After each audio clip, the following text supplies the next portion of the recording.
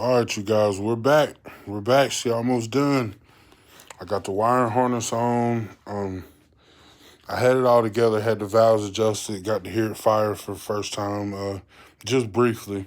We're still going to do a first fire on the channel, but I'm going to tell y'all a little trick. So 400EX has had this notorious 400EX tick. It's actually the decompression on the cam, the decompression lobe on the cam. That's to make it to where when you cut your bike off, it'll kind of let a little bit of the air out of the cylinder to make it easier for the first start.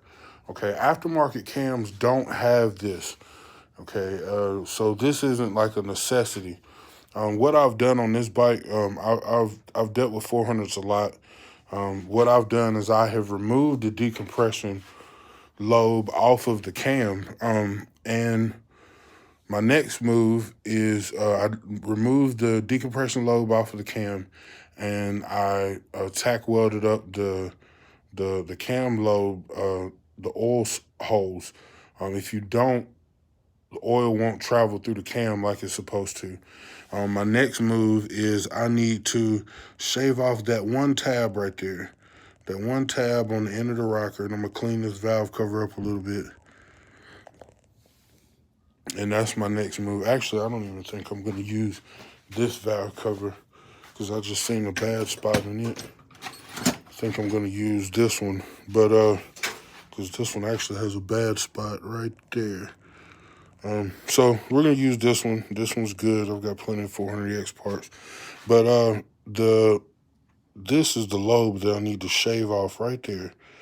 That one little lobe, and this 400EX will be completely quiet. It won't have that 400 tick.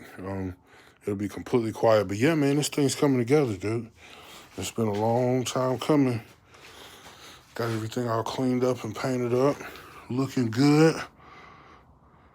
Got my fingerprints all over, but I'll take and get all that cleaned off before I get it going. It's actually sold. I've got a customer coming to look at it today. So we will see. But yeah, y'all keep in touch, man. We'll have another video here shortly of it running. Thanks for watching.